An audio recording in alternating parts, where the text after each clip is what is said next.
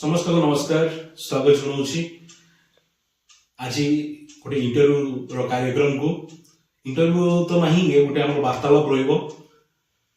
प्रसंग होउची कपुले premiere league ए वर्ष आम द्वितीय वर्ष अवस्थापित होगा जाऊँ प्रथम वर्षर सफलता पर तेरे से बाबद केपीएल रणनीति टीम मानकर ऑक्शन समय पाखे आसला तेणु ये टीम रणनीति आम कमिटी प्रस्तुति यू बाबद को लेकिन आज इंटरव्यू तेज इंटरव्यू आम सहित प्रथम एपिसोड जब दौरान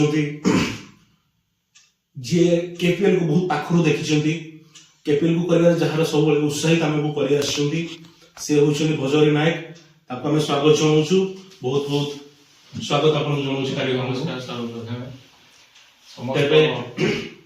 तेज पचारे चाहिए आप गोटे वर्ष सफलता आम कहीपर गोटे वर्ष अतिबाहित हो सारी गोटे वर्ष आम खेल केपीएल सफलता आम पाई सारी ये वर्ष द्वितीय वर्ष पहुंचीचे तो प्रथम वर्ष अनुभूति प्रथम वर्ष कौन केमती रहा अनुभूति दिए शेयर करेंगे प्रथम वर्ष विप्लव बाबू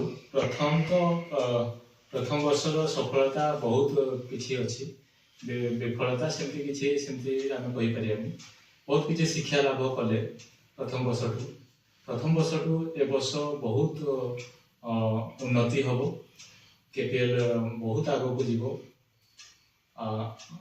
प्रथम वर्ष जो आलोचना विषय कले तुम सहित से प्लेयर सहित से केमती कौन करवा आईपीएल टाइप ढांचार हम मो भी किसी मो तरफ निश्चित गोटे प्रश्न कौन है कि नुआ है आम ये ग्रामांचल सेमती खेल गोटे लीग खेल के खेल देखी नी तेरे गोटे जो बड़ बड़ सिटी जमी हुए सेमती गोटे प्रचेषा ग्रहण कलु आप प्रथम रिएक्शन केमती खुशी लगे बहुत बहुत खुशी से लगे कौन पाइना मु बीपीएल सीजन आम बांग्रीपसी प्रीमियर लीग देखी आसी बहुत बढ़िया सफलतार सहित आयोजन हुए बहुत उत्साहित लगे से अंचल आईपीएल ढांचार जो हूँ से जिनसा ये केपीएल जो शुणिली हम बहुत उत्साहित हली सब पिला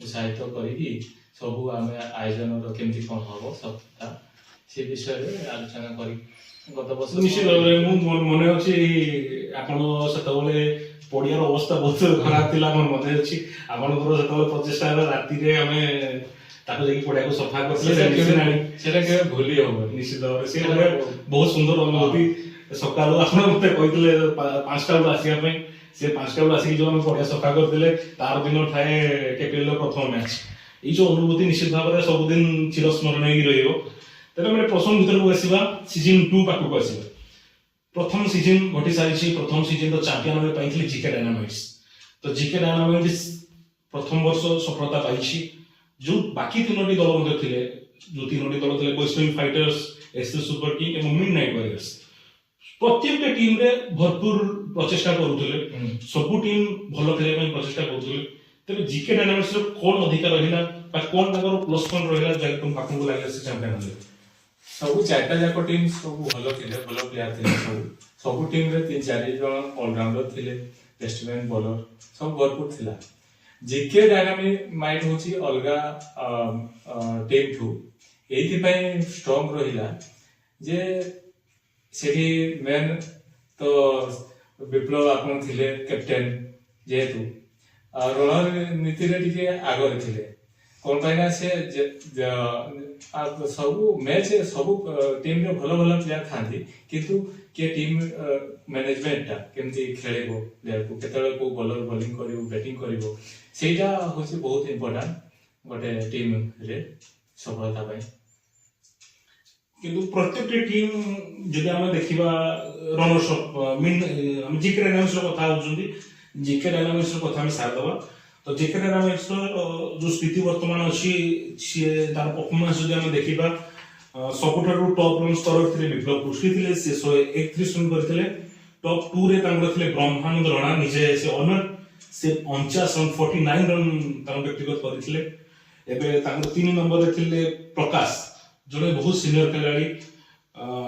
ଯେତେବେଳେ ସେ ମୋର ମନେ ଅଛି, ସେ ବି ଯେତେବେଳେ ଯାହା ଶୁଣିଲେ KPL ବିଷୟରେ ସେ ବି ବହୁତ ଏକ୍ସାଇଟେଡ ହେଲେ।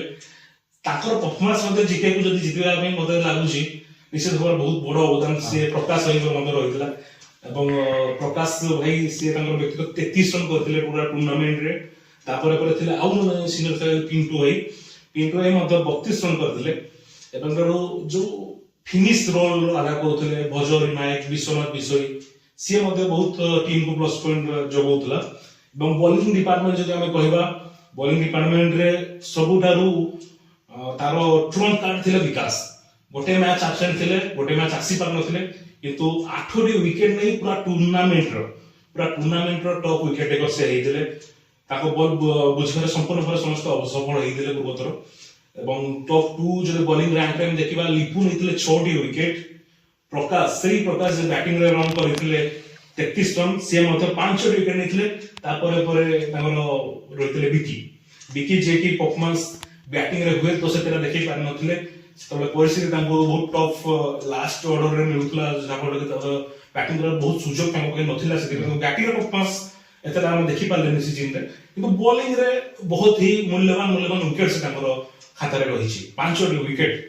ପୁରା ଯଦି ଟିମ୍ କୁ ଆମେ ଦେଖିବା, ସମସ୍ତଙ୍କର ପରଫର୍ମାନ୍ସ ବହୁତ ଭଲ ରହିଥିଲା। ବ୍ୟାଟିଂ ଡିପାର୍ଟମେଣ୍ଟ, ବୋଲିଂ ଡିପାର୍ଟମେଣ୍ଟ, ସବୁଠାରୁ ବଡ କଥା ହେଉଛି ଫିଲ୍ଡିଂ ଡିପାର୍ଟମେଣ୍ଟ। ଫିଲ୍ଡିଂ ରେ ମଧ୍ୟ ଯୋଉ ଚୁଟିଆ ବସି ଏବଂ କଞ୍ଜେପରାର ୟଙ୍ଗ ପିଲା ଥିଲେ, ବହୁତ ସୁନ୍ଦର କ୍ୟାଚ୍, ବହୁତ ସୁନ୍ଦର ଫିଲ୍ଡିଂ ମଧ୍ୟ ତାଙ୍କୁ ଦେଖିବାକୁ ମିଳିଥିଲା ନିଶ୍ଚିତ ଭାବରେ। ତେବେ ପୂର୍ବ ବର୍ଷ କଥା ସରିଯାଇଛି, ଏବେ ରିଟେନ୍ କଥା ଆସିଛି। ତ ଆପଣଙ୍କ ହିସାବରେ ଜିକେ ଡାଇନାମିକ୍ସ ବର୍ତ୍ତମାନ ରିଟେନ୍ କାହାକୁ କରିବା କଥା? କାହିଁକି ନା ଯେହେତୁ ପିଲା ଚାମ୍ପିୟନ ଟିମ୍, ପ୍ରେସର ତ ନିହାତି ରହିବ। ରିଟେନ୍ ଟା କେମିତି କରିବା କଥା ଆପଣଙ୍କ ହିସାବରେ? ପ୍ରଥମେ ତ ମୁଁ ଜାଣିନି ରିଟେନ୍ କେତେ ଜଣକୁ। ଆଚ୍ଛା, ରିଟେନ୍ ମୁଁ କହିଦଉଛି। ରିଟେନ୍ ଆକ୍ଚୁଆଲି ଆମର 2 ଜଣ ରହିପାରିବେ, କିନ୍ତୁ ଚାହିଁଲେ ଯଦି ଅନର 3 ଜଣ ଆଇକନ୍ ପ୍ଲେୟାରକୁ ଛାଡ଼ିକି ଆଇକନ୍ ପିଲା ରିଟେନ୍ ହେବେ, ପ୍ଲସ୍ ଆଉ ଜଣେ ରିଟେନ୍ କରିପାରିବେ ସେ। ହଁ, ଯୋଉ ରିଟେନ୍ କଥା କହୁଥିଲେ 2 ଜଣ ରିଟେନ୍ ହେବେ, ଆଇକନ୍ ପ୍ଲେୟାର ଜଣେ, ଆଉ ଜଣେ ଟିମ୍ର ଆଉ ଜଣେ ଯୋଉ ପୁରୁଣା ଟିମ୍ର ରିଟେନ୍। ଫାଷ୍ଟ ତ ବିପ୍ଳବକୁ କରିବାର ଅଛି, ଜିକେ ଡାଇନାମିକ୍ସକୁ। ଆଉ ଆଇକନ୍ ତ ସେ ରହିବ, ସେ ବିକି ହିଁ ରହିଲେ ଭଲ ହବ। ଅଲରାଉଣ୍ଡରଟା ଟିମ୍ ପାଇଁ ଭଲ ହବ। তবে প্রশ্ন হচ্ছে ଆପଣ ରିଟେନ୍ କଥା ଯଦି ଜିକେର ଦେଖିବା, ଆପଣ କହୁଛନ୍ତି ଆୟୁଷ ସେଠୀ ଏବଂ ବିପ୍ଳବ କୃଷ୍ଣଙ୍କୁ ରିଟେନ୍ କରିବା କଥା। ଯଦି ଅପସନକୁ ଆଉ ବାକି ସବୁ ପ୍ଲେୟାର ପଳେଇ ଆସିବେ, ତେବେ ଆପଣଙ୍କ ହିସାବରେ ଜିକେ ଅନରକୁ କାହା ପଛେ ନିହାତି ଯିବା ଦରକାର, ମାନେ ସେଇ ଟିମ୍ ଭିତରୁ? ହଁ, ସେଇ ଟିମ୍ ଭିତରୁ ତ ସମସ୍ତେ ଭଲ ପ୍ଲେୟାର ଥିଲେ, ସମସ୍ତଙ୍କର ପରିଶ୍ରମ ଦ୍ୱାରା ଚାମ୍ପିୟନ ହେଇଥିଲେ, ତେଣୁକରି ସମସ୍ତେ ଭଲ ପ୍ଲେୟାର। ତଥାପି ଜଣେ ମୁଁ ନେବି, ସେ ହଉଛି ପ୍ରକାଶ ଭାଇ ଯେ ବହୁତ ସିନିୟର ଖେଳାଳି, ତାଙ୍କ ପାଖରେ ବହୁତ ଏକ୍ସପିରିଏନ୍ସ ଅଛି, ତେଣୁକରି ତାଙ୍କ ନାଁଟା ମୁଁ ନେବି। ତେବେ ଆପଣ ପ୍ରକାଶ ଭାଇଙ୍କୁ ସେ ଆପଣ କହୁଛନ୍ତି ସେ ଜିକେ ଅନର ଅପସନରେ ଯିବା ଦରକାର। ତେବେ ଇଏ ପ୍ରକ୍ରିୟା ସରିଯାଇଛି ବର୍ତ୍ତମାନ ଜିକେର। ତାପରେ ଆମେ ଯିବା ବୈଷ୍ଣବୀ ଫାଇଟର ଟିମ୍। ବହୁତ ବଡ ନାଁ ସେ ଟିମ୍ରେ ରହିଥିଲା, କିନ୍ତୁ ପରଫର୍ମାନ୍ସ ଗୋଟିଏ ମ୍ୟାଚ୍ ସେ ବିଜୟ ଲାଭ କରିଥିଲେ। ତେବେ ଆପଣଙ୍କ ହିସାବରେ ତାଙ୍କ ଟିମ୍ର ପରଫର୍ମାନ୍ସ ମୁଁ ଟିକେ ଜଣାଇ ଦେଉଛି ଆପଣଙ୍କୁ। ଟିମ୍ରେ ସବୁଠାରୁ ଅଧିକା ରନ୍ କରିଥିଲେ, ସବୁଠାରୁ ଟପ୍ ରନ୍ ସ୍କୋରର ଥିଲେ ନାଲୁ, ଯିଏକି 77 ରନ୍ କରିଥିଲେ। ତାପରେ କରିଥିଲେ ଉମେଶ ଚନ୍ଦ୍ର ଦାସ, ସିଏ କରିଥିଲେ 50 ରନ୍। ତାପରେ ମନୋଜ, ତାଙ୍କର ଆଇକନ୍ ପିଲା, ସିଏ କରିଥିଲେ 22 ରନ୍। ତାପରେ ରହିଥିଲେ ହିମାଂଶୁ କଲଞ୍ଜିଆପଳ, ସିଏ କରିଥିଲେ 12 ରନ୍। ଏମିତି ତାଙ୍କର ବ୍ୟାଟିଂର ସିଚୁଏସନ୍ ଥିଲା। ଏବଂ ବୋଲିଂ ଡିପାର୍ଟମେଣ୍ଟରେ ସବୁଠାରୁ ହାଇଏଷ୍ଟ ୱିକେଟ୍ ଟେକର ତାଙ୍କ ଟିମ୍ରେ ରହିଥିଲେ ମନୋଜ, ଯିଏକି 6ଟି ୱିକେଟ୍ ନେଇଥିଲେ। ତାପରେ ନାଲୁ ମଧ୍ୟ ଅଲରାଉଣ୍ଡିଂ ପରଫର୍ମାନ୍ସ ତାଙ୍କର ରହିଥିଲା, 4ଟି ୱିକେଟ୍ ମଧ୍ୟ ନେଇଥିଲେ ଏବଂ 77 ରନ୍ କରିଥିଲେ। ତାପରେ ନିଜେ ଅନର ଜଗଦୀଶ, ସେ ମଧ୍ୟ 3ଟି ୱିକେଟ୍ ନେଇଥିଲେ। ଏବଂ left arm spin bowler Venkat Raman Rana, ସେ 2 ୱିକେଟ୍ ନେଇଥିଲେ। ଇଏ ରହିଥିଲା ତାଙ୍କର ଟିମ୍ର ପରଫର୍ମାନ୍ସ। এই ପରଫର୍ମାନ୍ସକୁ ନେଇକି ଆପଣ କହିଲେ ଯେ ଟିମ୍ ପୂର୍ବ ବର୍ଷ କେମିତି ପରଫର୍ମାନ୍ସ ରହିଥିଲା, ଆଉ କ'ଣ ବେଟର ହେଇପାରିବ, କୋଉଠି ତାଙ୍କର ପ୍ଲସ୍ ପଏଣ୍ଟ ରହିଥିଲା, କୋଉଟା ମାଇନସ୍ ପଏଣ୍ଟ ରହିଥିଲା, କ'ଣ କହିବେ ତାଙ୍କ ଟିମ୍ ବିଷୟରେ? ତାଙ୍କ ଟିମ୍ ବିଷୟରେ ଏତିକି ମୁଁ କହିବା ପାଇଁ ଯିବି, ବୈଷ୍ଣବୀ ଫାଇଟର ବହୁତ ଭଲ ପିଲା ଥିଲେ। ଯୋଉଠି ନାଲୁ ସେ ଅଲରାଉଣ୍ଡର, ଆଉ ଜଣେ ହଉଛି କ'ଣ କହୁଥିଲେ ମନୋଜ, ସେ ତ ବହୁତ ଏକ୍ସପିରିଏନ୍ସ ଖେଳାଳି। ତ ତାଙ୍କ ପାଖରେ ଏତିକି ଦୁର୍ବଳତା ରହିଲା ଯେ ସେମାନେ ହଉଛି ପ୍ଲାନିଂ କହିଲେ ସେମାନେ ତାଙ୍କ ଦି ଜଣଙ୍କ ଉପରେ ନିର୍ଭର କରୁଥିଲା ଟିମଟାକୁ, ତେଣୁ କରିକି ସେମାନେ ଯୋଉଟା ଖେଳୁଥିଲେ ଜିତୁଥିଲେ, ଯୋଉଟା ଖେଳି ପାରୁନଥିଲେ ସେ ହାରି ଯାଉଥିଲେ। ଆଉ ସବୁଠୁ ଏକ୍ସପିରିଏନ୍ସ ଖେଳାଳି ଆଉ ଜଣେ ଥିଲେ ଭେଙ୍କଟ ରମଣ, ଯେ ବଡ ଭାଇ ଆମର ହେବେ, ତାଙ୍କ ପାଖରେ ଭରପୁର ଏକ୍ସପିରିଏନ୍ସ ଥିଲା। ମ୍ୟାନେଜମେଣ୍ଟ ତାଙ୍କ ଦ୍ୱାରା ହେଇଥିଲେ ବି ଆହୁରି ଭଲ ହେଇପାରିଥାନ୍ତା। ତ ମୁଁ ସେ କହିବିନି ଯେ ସେ ଯିଏ କ୍ୟାପ୍ଟେନ୍ ସେ ହିଁ ରଣନୀତି କରିବେ, ତେଣୁ ଆଉ ଟିକେ ସେମାନଙ୍କୁ ପ୍ଲାନିଂର ସହିତ ଖେଳିବା ପାଇଁ ପଡ଼ିବ। ଯଦି ବି ସେଇ ଟିମ୍ ସେଇ ପ୍ଲେୟାରକୁ ନେଇକି ନିଶ୍ଚିତ ଭାବରେ ବହୁତ ବଡ ଟିମ୍ ଆମେ କହିପାରିବା ବୈଷ୍ଣବୀ ଫାଇଟର, ଖଚ ବ୍ୟାଟ୍ସମ୍ୟାନ ବୋଲର ଭର୍ତ୍ତି ଥିଲେ। ନିଶ୍ଚିତ ଭାବରେ କୋଉଠି ନା କୋଉଠି ତାଙ୍କୁ ଲାକୁନା ରହିଲା, କୋଉଠି ଟିକେ ଦୁର୍ବଳତା ରହିଲା, ଯାହାଫଳରେ ବିଜୟ ଲାଭ କରିପାରିନଥିଲେ ଟୁର୍ଣ୍ଣାମେଣ୍ଟର। ତେବେ ଏଇ ବର୍ଷ ନିଶ୍ଚିତ ଭାବରେ ସେ ଚେଷ୍ଟା କରିବେ ଆହୁରି ଷ୍ଟ୍ରଙ୍ଗ ହେବା ପାଇଁ, ଟୁର୍ଣ୍ଣାମେଣ୍ଟକୁ ଜିତିବା ପାଇଁ। ତ ଏଇ ବର୍ଷ ପାଇଁ ଆପଣଙ୍କୁ କଣ ଲାଗୁଛି ରିଟେଲ୍ ଯଦି ଆମେ ଦେଖିବା 2 ଜଣ ପିଲା ସେ କାହାକୁ କରିବା କଥା ଆପଣଙ୍କ ହିସାବରେ? 2 ଜଣ ପ୍ଲେୟାର ମୁଁ କହିବି, ସେ ନାଲୁ ରହିବ, ମନୋଜ ଆଉ ମନୋଜ ରହିବ। ଆଇକନ ପିଲା ମନୋଜ ରହିଛନ୍ତି ଏବଂ ନାଲୁ ରିଟର୍ନ କରିବା ନାଲୁ ଭାଇ ରହିବେ, ନାଲୁ ଭାଇକୁ ରିଟର୍ନ କରିବା କଥା ଇଏ କହିଲେ। ତେବେ ପୁରା ଟିମ୍ ଯଦି ଆମେ ଦେଖିବା କାହା ପଛରେ ଅକ୍ସନରେ ଯିବା ପାଇଁ ପଡିବ ତାଙ୍କୁ ଆପଣଙ୍କ ହିସାବରେ? ଅକ୍ସନରେ ସେଇ ଟିମ୍ର ପ୍ଲେୟାର କହିଲେ ଭେଙ୍କଟ ଭାଇକୁ ନେଲେ ବହୁତ ଭଲ ହବ, ଅଲରାଉଣ୍ଡର ଯେହେତୁ। ନିଶ୍ଚିତ ଭାବରେ ଭେଙ୍କଟ ଭାଇଙ୍କ ବୋଲିଂ ଯଦି ଆମେ ଦେଖିବା ଲେଫ୍ଟ ଆର୍ମ ବୋଲର ପୁରା ଟୁର୍ଣ୍ଣାମେଣ୍ଟରେ ଜଣେ ହିଁ ଲେଫ୍ଟ ଆର୍ମ ବୋଲର ରହିଛନ୍ତି, ତେଣୁକି ତାଙ୍କର ବଲ୍ ନିଶ୍ଚିତ ଭାବରେ ବହୁତ ପ୍ରଭାବଶାଳୀ ହେଇଥାଏ। ବହୁତ ଟିମ୍ ଚାହିଁବେ ତାଙ୍କ ଟିମ୍ରେ ନେବା ପାଇଁ। ତେବେ ଦେଖିବା ସେ କୋଉ କାହା ଭାଗ୍ୟକୁ ଯାଉଛନ୍ତି। ଆଉ ଗୋଟେ ପ୍ଲେୟାର ମନେ ପଡୁଛି ଯୋଉ କିପର ରହିଥିଲେ ଉମେଶ ଚନ୍ଦ୍ର ଦାସ। ଉମେଶ ଚନ୍ଦ୍ର ଦାସ ବହୁତ ସୁନ୍ଦର, ବହୁତ ଷ୍ଟ୍ରାଇକ୍ ବେଷ୍ଟମ୍ୟାନ, ସିଙ୍ଗଲ ଡବଲରେ ସେ ବିଶ୍ୱାସ କରନ୍ତି। ତା ସହିତ ମଝିରେ ମଝିରେ ଛକା ଚୌକା ବି ବାହାର କରନ୍ତି। ତାଙ୍କୁ ମଧ୍ୟ ନେବା ପାଇଁ ଚେଷ୍ଟା କଲେ ଭଲ ହବ। ନିଶ୍ଚିତ ଭାବରେ ଇଏ ଥିଲା ବୈଷ୍ଣବୀ ଫାଇଟର୍ସର କଥା। ଏବେ ଆମେ ଯିବା ମିଡନାଇଟ୍ ୱାରିୟର୍ସ।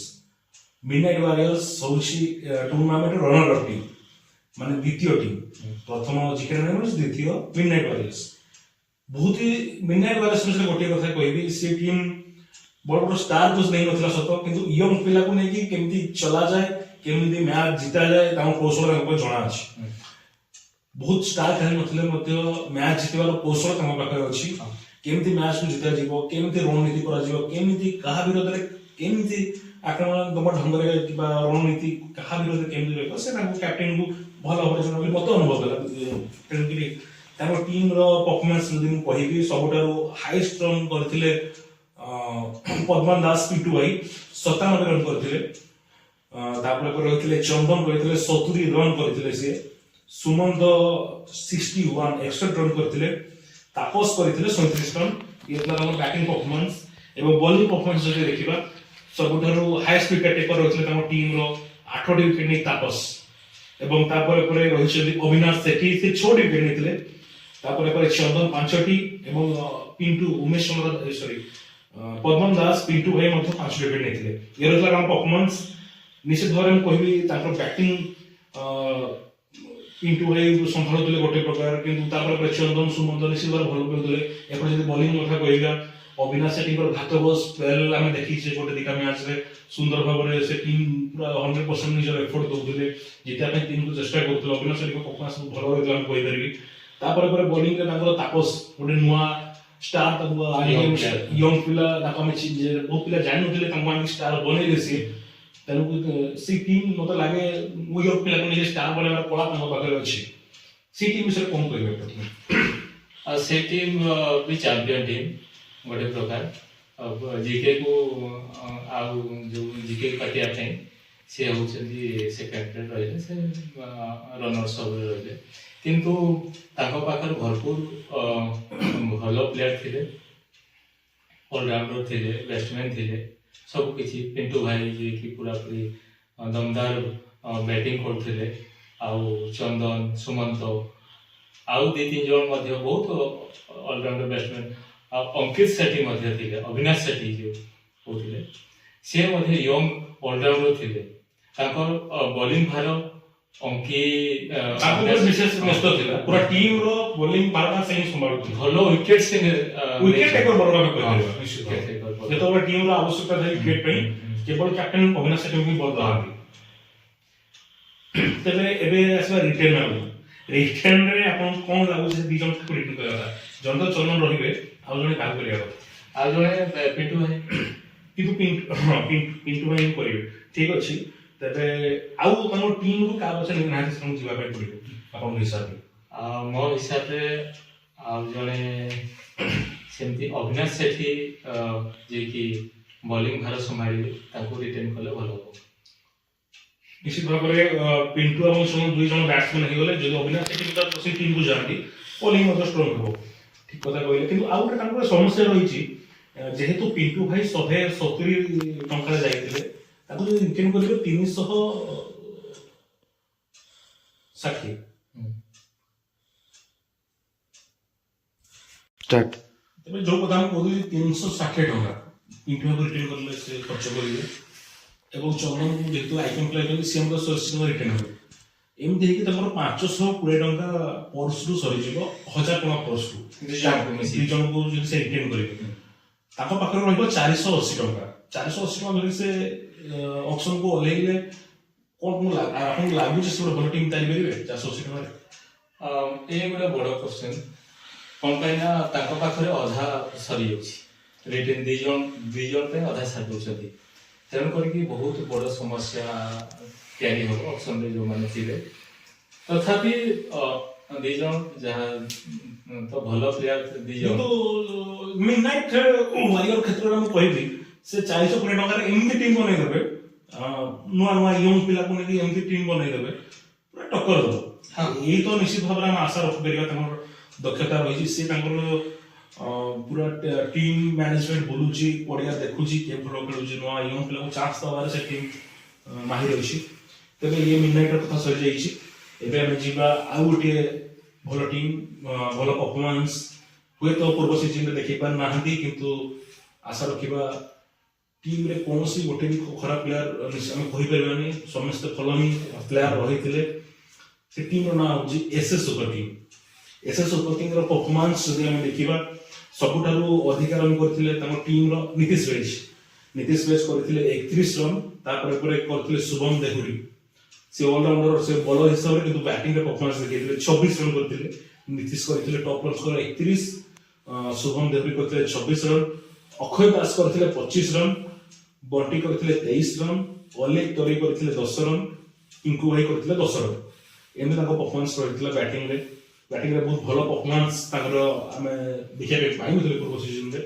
एवं बॉलिंग डिपार्टमेंट देखिबा पूरा सबटो हाईएस्ट विकेट टेकर रखिले भुवन 4 विकेट नेतले पिंकू मध्ये 4 विकेट नेतले पिंकू भाई एवं भवानी दृष्टि से मध्ये 4 विकेट नेतले ये रहला तार परफॉर्मेंस बॉलिंग बैटिंग को देखिबा जदी हुए तो कोठी ना कोठी टिके लाकुना रहिला कोठी ना कोठी टिके बैटिंग रे वीकनेस रहिला बॉलिंग रो बॉलर भलो बॉलर थिले तो होय तो विकेट टेकिंग एबिलिटी भी कम रहितला बेसी विकेट टीम नहीं पानथला इकोनॉमी भलो थिला होय तो किंतु विकेट नहीं पानथला एवं बैटिंग रे परफॉर्मेंस आउट के बेटर ही आशा करूथि ताकर मन निश्चित भाव टीम को आशा रखिथिले एवं आपण से टीम विषय रे कोन कहबे पूर्व सीजन रो परफॉर्मेंस से टीम भलो प्लेयर को नेकी टीम गठन करथिला जे ओलावली किंतु ताको मैनेजमेंट ठीक भाव रे न हे परिबारु पराजय वरण कले चारटा लेको पूरा पूरी मूल पछी स्टार्ट निहाती भाव रे लड़ाई करथिले कोठी ना कोठी गोटे कैप्टेनशिप कमी थिला बा प्लेयर मानकर निराश रही गले कैप्टेनशिप तापरे गोटे दीटा स्टार्ट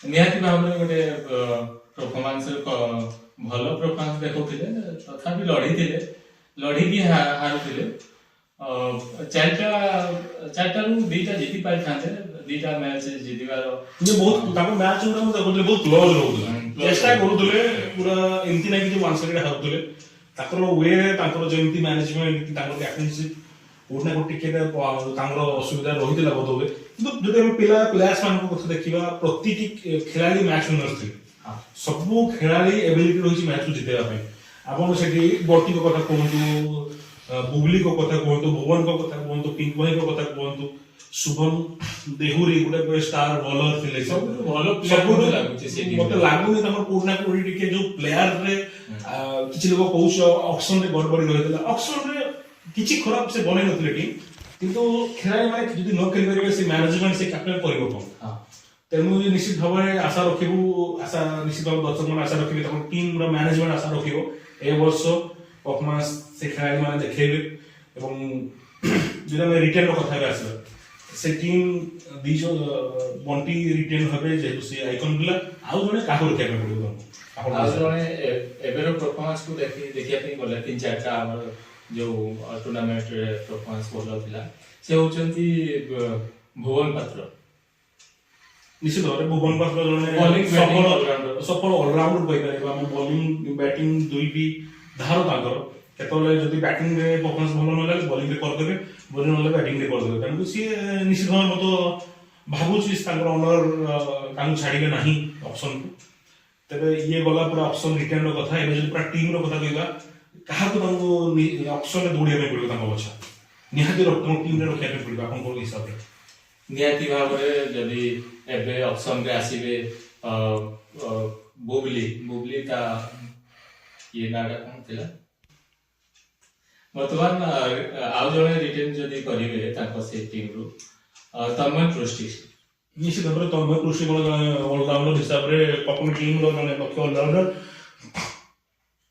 सबटारू हमर परफॉर्मेंस मने पडुची तांको सबरो अधिक कैच एथे सुपर किंग तरफ तन्मय कृषि करथिला जने भलो फिगर मध्ये तबे तांकर गोटे पिला से मिस करबे सबरो तांको टॉप रन स्कोरर नीतीश पेज वे तो से नीतीश पेज परफॉर्मेंस ताकर टीम रो सबरो भलो बैट्समैन हिसाब रे जने এবছর কোন সেট ফর পকেই না नहीं फॉर्म तो हमरा अप्लाई हेई नहीं किंतु से जहां हमें खबर मिलुची से एथरो अनुपस्थित रही पारंती टूर्नामेंट रे तांकर कॉलेज रहिछि सब अनुपस्थित रही पारंती ताको केते मिस करी आपन लागुची ବହୁତ ମିସ୍ କରିବି ସବୁଠୁ ବଡ଼ ଷ୍ଟ୍ରାଇକ୍ ବ୍ୟାଟ୍ସମ୍ୟାନ୍ ଥିଲେ ସେ ଏସଏସସି ସୁପର କିଙ୍ଗ निश्चित भाव एते सब ରନ୍ स्टार ରେଟ୍ ବହୁତ ଆଗରେ ଥିଲେ 31 सब टॉप रन स्कोरर से थिले एते सब टीम रे तांकर टॉप रन स्कोरर नीतीश पेज आ तो स्टार्ट्स देखुछु तां टीम रो निश्चित भाव में नीतीश पेज को परफॉर्मेंस एवं नीतीश पेज आज यंग प्लेयर में समस्त से आहुरी राइज करू आहुरी आगु जो बोले हम आशा रखिबू से जेहेतु तांकर कॉलेज रही से हुए तो आसी पाइबनी बोली जहाँ खबर पाऊँ जो से आशा करूँ जब से रेजिस्ट्रेशन करते निश्चित भाव में मुझे कहबी एसएस को ता पई जिया पड़िबो ହଁ तो मैंने से परफॉर्मेंस सब भलो देखैथि तो एई जो सब टीम रा डिस्कशन में सार देजंदी किंतु सबुडरो एबे जो मु कथा कहतली रिटर्न रे के केते टंका धरि के ऑप्शन को जीवो समस्त मोर जो नियम रही छि जहाँ को रिटर्न करिवे ताको पूर्व वर्ष रो गुण 2 माने तार 2 गुण जाने पड़िबो सपोज आपण जेंति पिंटू भाई कथा कहउदिले सपोज जदि बंटी एसएस सुपर किंग रो बंटी को से रखिबे ताको रन 160 टका ताको देकी टीम रे रखिबे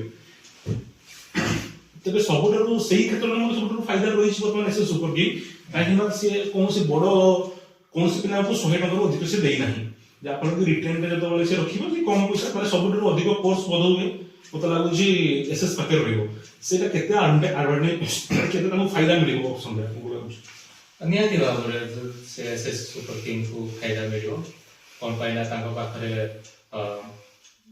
ବହୁତ ଟଙ୍କା ବଳିବ କିଣିବା ପାଇଁ ଅଲଗା ପିଲାକୁ ତେବେ ଏଇ ତ ରିଟର୍ନ କଥା ସରିଗଲା ତେବେ ଯୋଉ ବାକି ଖେଳାଳି ଯୋଉ ରହିଗଲେ ଆମର ଯୋଉମାନେ ଅପସନ କୁ ଆସିବେ ଆପଣ ତିନୋଟି ପିଲାର ନାଁ କୁହନ୍ତୁ ଯାହାକୁ ଆପଣଙ୍କୁ ଲାଗୁଛି ସେ ଅପସନ ରେ ମହଙ୍ଗା ଖେଳାଳି ହେବେ ଏ ବର୍ଷ ହଁ ଅପସନ ପ୍ଲେୟାର ମାନେ କହିବି ଟିକେ स्टार्ट ହଁ ନିହାତି ଭାବରେ ଚଳିତ ସିଜନରେ ମହଙ୍ଗା ପ୍ଲେୟାର ହେବେ ବିକାଶ ଯେ କି ସବୁଠୁ ହାଇଏଷ୍ଟ ୱିକେଟ ଟେକର ରହିଥିଲେ ପୂର୍ବ ସିଜନରେ ଗୌତମ ଜଣେ ଆଉ ଜଣେ ମଧ୍ୟ ସେ ରାଇଜିଂ ବୋଲର ବହୁତ ସୁନ୍ଦର ବୋଲିଂ କରୁଛି ଶୁଭମ ଦେହୁରୀ ଆଉ ଜଣେ ସୁମନ୍ତ ପୂର୍ବରୁ ଆଲୋଚନା କରୁଥିଲେ ତେବେ ଇଏ 4 ଜଣ ଆପଣଙ୍କୁ ଲାଗୁଛି ସବୁଠାରୁ ଏଥର ଅଧିକା ରହିଯିବେ ମାନେ ଅଧିକା ଟଙ୍କା ତାଙ୍କୁ ମିଳିପାରେ ତେବେ ଆମେ ପୁରା ଡିସ୍କସନ ତ ପ୍ରାୟ ସରିଗଲାଣି ଶେଷ ପର୍ଯ୍ୟାୟରେ ଆମେ ଅଛେ ତେବେ ଏଇ ବର୍ଷ ଯୋଉ ଷ୍ଟାଇଲରେ ଯୋଉ ଟାଇପର ଆମର ଆମେ ଆଲୋଚନା କରୁଛୁ କେପିଏଲ କୁ ଆପଣ ଶେଷରେ କଣ କହିବେ ଏଥର ଏଇ ବର୍ଷ କେପିଏଲ କୁ ନେଇ ମୁଁ ଯୋଉପରି ଭାବରେ କହୁଥିଲି କି ଏଇ ବର୍ଷ ବହୁତ ନୂଆ କିଛି ଆମେ କରିବା ପାଇଁ ଚେଷ୍ଟା କରୁଛେ, ଯେମିତି ଯଦି ସୂଚନା ଦେବା ପାଇଁ ଚାହିଁବି ଏ ବର୍ଷ ଡିଜିଟାଲ ଅପସନ ଆମେ ଦେଖିବା ପାଇଁ ପାଇବା, ଡିଜିଟାଲ ୱେରେ ପୁରା KPL ଆପଣ ଦେଖିପାରିବେ, କୌଣସି ପ୍ରକାର ଖାତା ପେନ୍ ୟୁଜ୍ ହିଁ ହେବନି, ଡିଜିଟାଲ ସବୁ ରହିବ। 2 ନମ୍ବର ଆମେ ଜାଣିଛେ ଏଥର ଜର୍ସିଟା କମ୍ପଲସରି କରାଯାଇଛି, ଜର୍ସି ପ୍ରତ୍ୟେକ ଖେଳାଳି ଯୋଉ ନୂଆ ନୂଆ କଲରଫୁଲ ଜର୍ସି ପିନ୍ଧିକି ମଇଦାନକୁ ଓହ୍ଲେଇବେ। ତାପରେ ପରେ ଲଞ୍ଚର ବ୍ୟବସ୍ଥା ରହିବ, ଏଥର ଯୋଉ ପୂର୍ବଥର ଯୋଉ ପ୍ରୋବ୍ଲେମ ରହିଥିଲା ଲଞ୍ଚର ବ୍ୟବସ୍ଥା ହେଇପାରୁନଥିଲା, ଏ ବର୍ଷ ପ୍ରତ୍ୟେକଟି ଖେଳାଳି ଲଞ୍ଚର ବ୍ୟବସ୍ଥା ଆମେ ଚାଲିଛି, ପ୍ରସ୍ତୁତି ବୈଠକରେ ଆମେ ଡିସାଇଡ୍ ହେଇଛି। ତେବେ ଆହୁରି କଲଚରାଲ ପ୍ରୋଗ୍ରାମ ସବୁ ଆମେ ଆଲୋଚନା ଚାଲିଛି, ଏ ସବୁ ଯୋଉ ନୂଆ ନୂଆ କଥା ଗୁଡ଼ା ଆମେ ଆଲୋଚନା କରୁଛୁ, ଏ ବିଷୟରେ କଣ କହିବେ, ଆହୁରି କେମିତି ଏକ୍ସାଇଟେଡ କେତେ ରହୁଛନ୍ତି? ବହୁତ ଏକ୍ସାଇଟେଡ। ଆଉ ଗୋଟେ ମୁଁ ଶୁଣିବା ପାଇଁ ପାଇଲି ଟିମ୍ ମାନେ କଣ ଗୋଟେ ତାଙ୍କର ଗୀତ ତିଆରି କରିଛନ୍ତି। ହଁ, ଗୋଟେ ଆନ୍ଥେମ ମଧ୍ୟ ସେ ପ୍ରତ୍ୟେକଟି ଟିମ୍ କରୁଛନ୍ତି, ଯୋଉ ସେ ଆନ୍ଥେମ ଗୀତ ମୁଁ କହୁଛି, ସେ ଆନ୍ଥେମ ଗୀତ ଆପଣଙ୍କର ଅପସନରୁ ଆରମ୍ଭ କରିକି ପୁରା ଟୁର୍ଣ୍ଣାମେଣ୍ଟ ସରିବା ଯାଏଁ ବାଜିବ, ପୁରା 3-4 ଦିନ 5 ଦିନ ପୁରା 45 ତାରା ସେ ବାଜିବ। ସିଏ ବହୁତ ବଡ କଥା, ଦେଖି ତାର ବହୁତ ୟୁନିକ୍ ଜିନିଷ ଯୋଉ କହୁଥିଲେ ଡିଜିଟାଲ, ଇଏ ହଉଛି ଡିଜିଟାଲ ଖେଳ ପୁରା ହବ, କୌଣସି ପ୍ରକାର ଗୋଟେ ନୂଆ ଧରଣର ଗୋଟେ ନୂଆ ଏକ୍ସପିରିଏନ୍ସ ଆମେ ଦେଖିବା ପାଇଁ ପାଇବା। ସେ ବିଷୟରେ ଶେଷରେ ଆପଣ କଣ କହିବା ପାଇଁ ଚାହିଁବେ ଏବଂ କଣ ଆମର ବହୁତ ଉତ୍ସାହିତ ଅଛି ଏ ବର୍ଷ KPL ରେ ଖେଳିବା ପାଇଁ, ଆଉ ବହୁତ ବଢିଆ ଆକାରରେ ହବ ଏ ବର୍ଷ, ବହୁତ ଭଲ ଲାଗେ। ବହୁତ ବହୁତ ଧନ୍ୟବାଦ ଦେବି। ଇଏ ଥିଲେ ଭଜହରି ନାୟକ, ବହୁତ ବଡ ବଡ କଥା ବା ବହୁତ ସୁନ୍ଦର କଥା, ଯୋଉ ବହୁତ ତାଙ୍କର ଏକ୍ସପିରିଏନ୍ସ ବହୁତ ତାଙ୍କର ବହୁତ କିଛି ସେୟାର କଲେ ଆମ ସହିତ। ଏ ବର୍ଷ କେମିତି କଣ ଆହୁରି KPL ଆହୁରି ସୌନ୍ଦର୍ଯ୍ୟ ଆହୁରି ଭରପୁର ହବ, କେମିତି ଆହୁରି ସୁନ୍ଦର ହେଇପାରିବ, କେମିତି ଆହୁରି ଖେଳର ମାନଟା ଆହୁରି ଆଗକୁ କେମିତି ଯିବ, ଏଇ ସବୁ ବାବଦରେ ସେ ବହୁତ ବଡ ବଡ କଥା କହିଲେ, ବହୁତ ସୁନ୍ଦର ବାର୍ତ୍ତା ତାଙ୍କର ରହିଥିଲା। ତେବେ ଇଏ ରହିଲା ଏପିସୋଡ 1। ଏପିସୋଡ 2 ରେ ଆମେ ଆଉ ଜଣେ ବ୍ୟକ୍ତିଙ୍କୁ ଭେଟିବା। KPL ଚାଲୁଥିବା ପର୍ଯ୍ୟନ୍ତ ଏମିତି ଆମର ସିରିଜ ଚାଲିବ। KPL ଏପିସୋଡ 2 ରେ ଆମେ ଆଉ ଜଣେ ବ୍ୟକ୍ତିଙ୍କ ସହ ଦେଖା ହେବା, ସେତେ ପର୍ଯ୍ୟନ୍ତ ଆପଣଙ୍କୁ ବିଦାୟ ନଉଛି। ନମସ୍କାର, ଜୟ କପୁଣ୍ଡି।